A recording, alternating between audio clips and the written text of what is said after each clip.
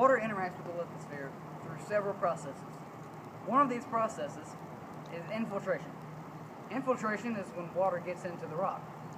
Now this can be affected by two different properties of the rock. One is porosity. For example, this brick wall has a very low porosity. The sediments between this brick and this stuff, everything else, is very low for us. However, for water can get in it quite well. This brings us on to our next property of the rock. This is permeability. Permeability is how well the water can go through or travel or flow through the rock. Let's just have an example. As you can see, the rock, instead of simply bouncing off as it would on maybe another surface, the water has clung in to the brick. It is not, right now it is on the outside partially, but it is entering the surfaces, causing a darker shade. Another property of water that helps us is adhesion.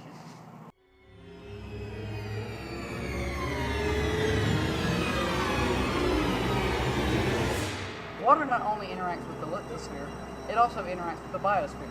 The biosphere is all living life. For heaven's sake, you had to start blowing now. Darn you, tree. Must thou sucketh to such an extreme extent? As you can see, some portions of the biosphere are not happy at all on how water is affecting them. It's a tornado! Okay. It's a tornado! Let's just continue on. This will be good. As you can see here, water that is precipitated from the sky entered the ground through infiltration, as we saw over there. Now here, this is an example of a tree. You may not have seen okay. This is a tree. Okay, roll with it. This is an example of a tree. You may not have seen these before. They are very rare. Now, trees use their roots, which look quite like these, but they're just in the ground and all dirty and muddy. They suck up the water through capillary action. Not pronounced capillary action, you will get slapped. Slap 'em.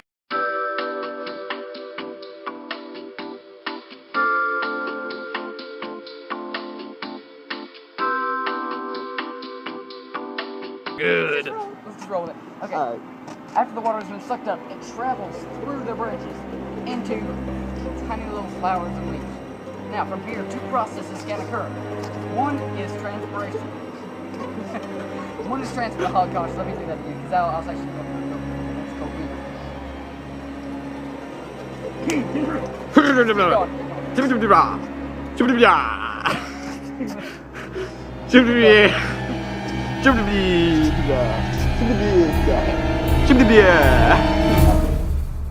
After the water has been sucked up through the plant's roots, we need to get this. I don't care.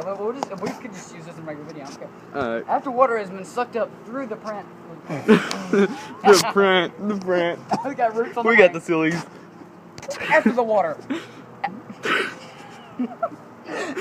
has been sucked up through the roots of the plant, it travels through its branches down to each little flower. Now, from here, two processes can occur. One is transpiration, which is when the plants sweat. So imagine you're a plant and you went out for a morning jog. And you got all sweaty and sweated and got your clothes all sweaty and sweat. This is what's happening to the plant.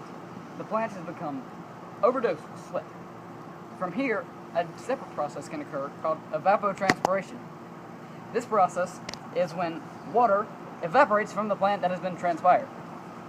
From here, from the leaves, can go through two other processes.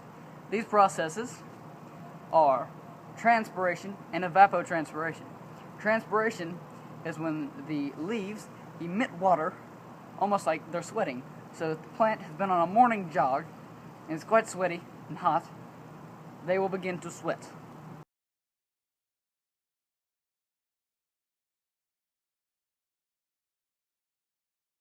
Water's a little sneaky spy.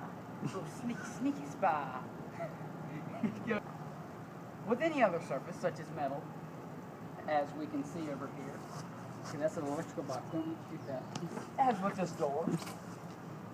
Okay, it does the exact same thing. Wait. What is this? What is this? What is this? What kind of sorcery is this? There's a line going through. I don't like This that. is witchcraft. This is witchcraft. Look over here. We need to. Oh, by the way, back to the information. This video is going terrible now that we're just kind of throwing it to the end. It doesn't matter though. Okay, so I cannot walk through it. At all. However, water is a little bit different. Through the process of infiltration, water can infiltrate the rock and hold better. This allows for the formation of aquifers and other underwater underwater ground formations. Did you record that? I recorded the entire thing. The last thing I said. Yeah, I got it. Now, these sediments are very close together on my scale. For example, a stick cannot permeate the wall. This brings us on to our next property of the rock, which is permeability. If water is permeable, You want to just cut out. Talk about possession. Is that still recording when you said that? Yes, that was still recording. This box is the devil.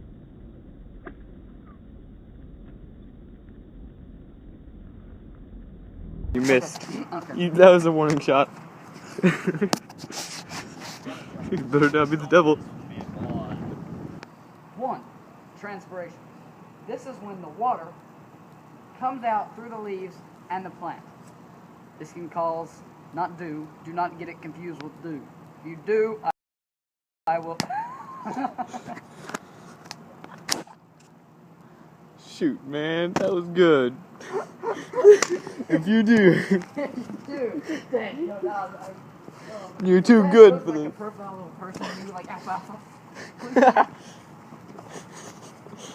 With a huge nose, that's like some. Like a Jew. That was recording.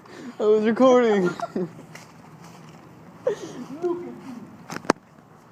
at you. Look at you. Bad car. It's a tentacle Jew. One of the main processes is infiltration. Infiltration is when water gets into a rocky surface. Okay. A rocky surface. Yo, Adrian, I did it. Yo, Adrian, I did it. Okay, you want to just stop the video and pick up from the biosphere? The hydrosphere? The biosphere. Are we ready? Yes. I'm going to do one go. Water not only interacts with the lithosphere, as we have seen here in this Jew-looking person. Now, as you can see here, another process is beginning called precipitation. Dun, dun, dun, dun, dun, dun, dun. Like as soon as I go precipitation, I'm going to insert like a... Lordy, I don't need to! Awesome. Let there be rain! 5, 4, 3, 2, 1. Another way that water... You had it right, too. No. The frick is right? The frick is wrong with you? That's it, another...